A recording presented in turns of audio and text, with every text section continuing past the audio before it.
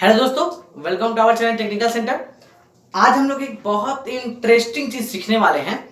इस वीडियो में आप लोगों को सिखाऊंगा कि कैंटिलीवर बीम जो होता है। देखिए, आप लोगों को पता है कि जो स्टैंड ऑफ मटेरियल चैप्टर है उसमें एक चैप्टर हम लोग को पढ़ना है। जो स्टैंड ऑफ मटेरियल सब्जेक्ट है उसमें एक चैप्टर है स्लोप एंड डिफ्लेक्शन, ठीक है। और उसमें डिफरेंट डिफरेंट कंडीशन के जो है वो बीम है, डिफरेंट डिफरेंट टाइप्स के बहुत सारे बीम है।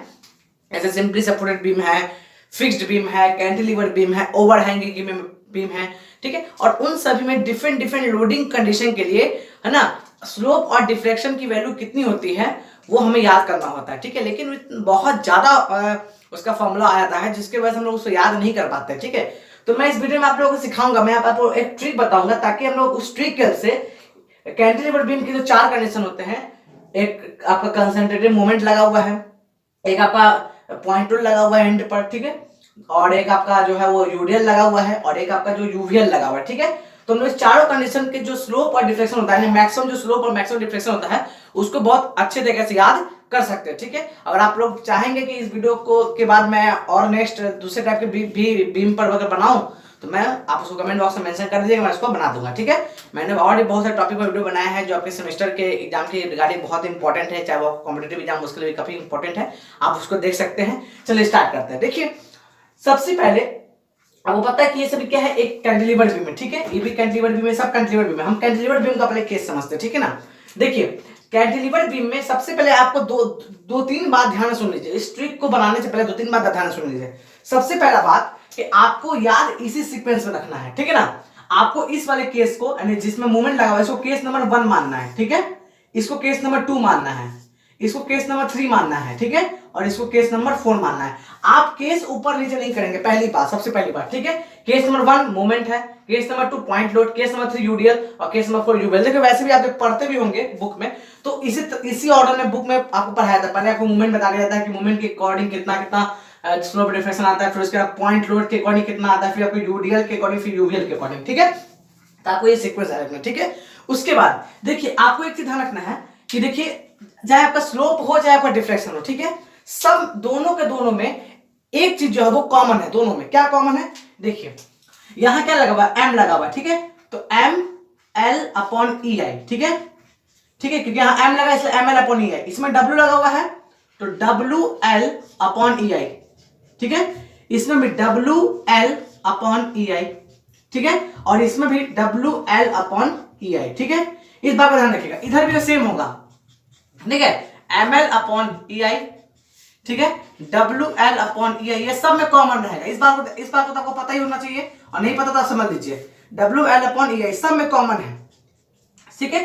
अंतर कहां है, अंतर है एल का पावर। देखिए यहां से अंतर आएगा सब के एल के पावर में, यहां पर पावर कुछ बनेगा और यहां पर ई के आगे कोई ना कोई जो है वो नंबर मल्टीपल में आएगा, ठीक है। बस यही सब में हमें समझना है, क्योंकि सब में ये चीज तो सब में कॉमन रहेगा, ठीक है। ये चीजें दोनों के स्लोप या डिफ्लेक्शन दोनों फॉर्मूला में कॉमन रहेगा, ठीक है। सिर्फ अंतर यहां पर आएगा कि एल का पावर कितना रखें और ई का मल्टीपल, यानी ई का जो कांस्टेंट जो कोएफिशिएंट है आगे मल्टीप्लाई में उसको क्या रखें, ठीक है ना। तो चलिए इसको समझते हैं। देखिए, स्लोप को समझते हैं। मैं बार बार आपको बता चुका हूं कि आपको इसी सीक्वेंस में याद रखना है। पहला नंबर इसको रखना है, दूसरा इसको, तीसरा इसको, चौथा इसको, ठीक है। चलिए एक बात ध्यान रखिएगा कि स्लोप के केस में कभी भी एल का पावर कभी भी 3 से ज्यादा नहीं आ सकता है। 3 से ज्यादा नहीं आएगा, एल का पावर कभी भी 3 से ज्यादा नहीं आएगा किसी भी केस में, ठीक है। चलिए, और डिफ्लेक्शन केस में पावर 4 से ज्यादा कभी नहीं आएगा। बस आपको इतना ध्यान रखना, उसके बाद आपकी ट्रिक खत्म। अब आपको खत्म, अभी आप याद कर लेंगे। आपको बस दो बात याद रखनी है। पहली बात क्या रखनी है कि सीक्वेंस ये है 1 2 3 4, ठीक है। और आपको एक बात ध्यान रखना है कि जो एल है, ठीक है ना, उसका पावर स्लोप के केस में कभी भी 3 से ज्यादा नहीं आएगा। एल का पावर यहां पर जो भी आएगा वो कभी भी 3 से ज्यादा पावर नहीं आ सकता है।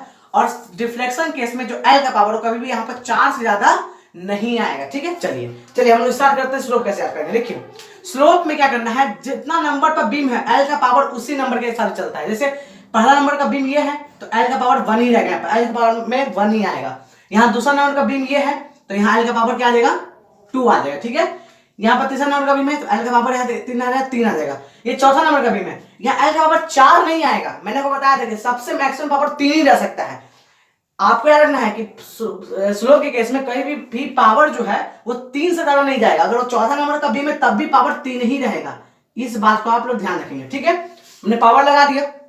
चलिए, यानी कि ये पहला नंबर बीम में तो एल का पावर 1, दूसरा नंबर का बीम में ये है तो एल का पावर 2। इसलिए मैंने आपको बोला था कि इसी सीक्वेंस आपको याद रखना है। तीसरा नंबर का बीम ये है तो इसका एल का पावर 3, चौथा नंबर का बीम ये है तो एल का पावर 4 नहीं होगा, 3 ही होगा। क्यों? क्योंकि पावर मैक्सिमम 3 ही रह सकता है, 4 नहीं जा सकता है, ठीक है। चलिए, अब ई का पावर क्या लगा, ई मतलब सॉरी पावर नहीं, ई का आगे मल्टीपल क्या लगा, ठीक है। बस जितना नंबर का बीम है उसका फैक्टोरियल लगा दीजिए। जैसे पहला नंबर का बीम है ना तो 1 का फैक्टोरियल क्या होता है 1, तो पावर क्या रहेगा 1 ही रहेगा। तो 1 लिखिए चाहे नहीं लिखिए बात फर्क नहीं पड़ता है, तो ml/ei हो जाएगा, ठीक है। ये दूसरा नंबर का बीम है तो यानी कि 2 का फैक्टोरियल, 2 फैक्टोरियल क्या होता है 2 फैक्टोरियल का मतलब क्या होता है 2 × 1 2 होता है, तो 2 लगा दीजिए। फैक्टोरियल 3 लिखिए यहाँ पर, तो फैक्टोरियल 3 का मतलब क्या आता है 6। आप लोग फैक्टोरियल पढ़े हो ना क्लास 11 में पढ़ना है फैक्टोरियल। आप फैक्टोरियल आपको 3 निकालना तो क्या कीजिए 3 तक जितने भी नंबर आए सबको मल्टीप्लाई कर दीजिए। 3 × 2 × 1 तो 3 × 6 हो जाएगा। अगर मान लीजिए आपको फैक्टोरियल 5 निकालना तो क्या कीजिए 5 × 4 × 3 × 2 × 1 कर दीजिए, 20 20 23 60 7 × 120 हो जाएगा, ठीक है ना। तो इस तरह से फैक्टोरियल निकालते हैं, ठीक है। आप देखिए वैसे ये चौथा नंबर का है, 4 का फैक्टोरियल कितना होता है 4 का फैक्टोरियल क्या 24 होता है ना। 4 का फैक्टोरियल कितना होता है 24 है ना, 4 × 12 12 24, ठीक है। तो ये 24 हो गया, बन गया फॉर्मूला, खत्म, स्लोप खत्म। यही फॉर्मूला है स्लोप का। मोमेंट के केस में ml/ei, पॉइंट लोड के केस में WL²/2ei, यूडीएल के केस में WL3/6ei और यूवीएल के केस में WL3/24ei, ठीक है। चलिए अब आगे हम लोग बात कर लेते हैं यहाँ पर डिफ्लेक्शन की, ठीक है। डिफ्लेक्शन कैसे पढ़ेंगे, मैंने बोला डिफ्लेक्शन में जो मैक्सिमम पावर है वो 4 से ज्यादा नहीं जा सकता है, ठीक है। लेकिन याद रखिएगा डिफ्लेक्शन केस में पावर डायरेक्टली नहीं लिखते हैं। ये नहीं कि 1 है तो यहाँ पावर 1 लगा दें, नहीं, इससे 1 बढ़ा दीजिए। बस क्या कीजिए 1 बढ़ा दीजिए, तो वहां 1 है, यहाँ क्या है 1 है तो यहाँ पावर क्या आएगा 2। यहाँ 2 है यहाँ पावर क्या आ जाएगा 3। यहाँ 3 है तो यहाँ पावर क्या आ जाएगा 4। यहाँ 4 है तो यहाँ पावर क्या आ जाएगा 5। नहीं, 5 नहीं आएगा, मैक्सिमम 4 ही जा सकता है, तो आप 4 ही लिख दीजिए यहाँ पर, ठीक है ना।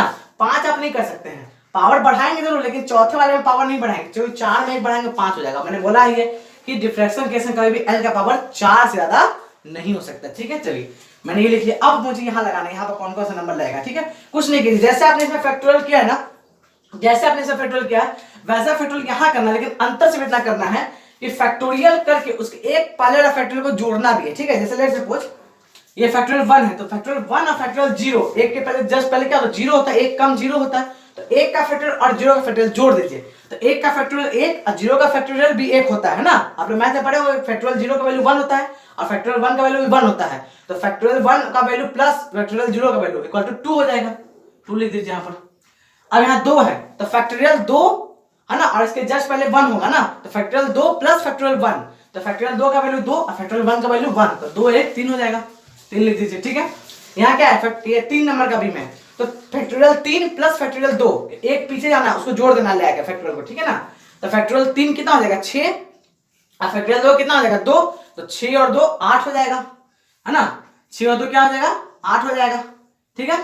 और अगर मैं बात करूं फैक्टोरियल 4 की, ठीक है, तो फैक्टोरियल 4 प्लस फैक्टोरियल 3, ठीक है, तो फैक्टोरियल 4 प्लस फैक्टोरियल 3 कितना हो जाएगा 30 हो जाएगा, कितना हो जाएगा 30 हो जाएगा, है ना। फैक्टोरियल 4 का वैल्यू 24 है, फैक्टोरियल 3 का वैल्यू कितना हो जाएगा 6, 24 और 6 30, ठीक है।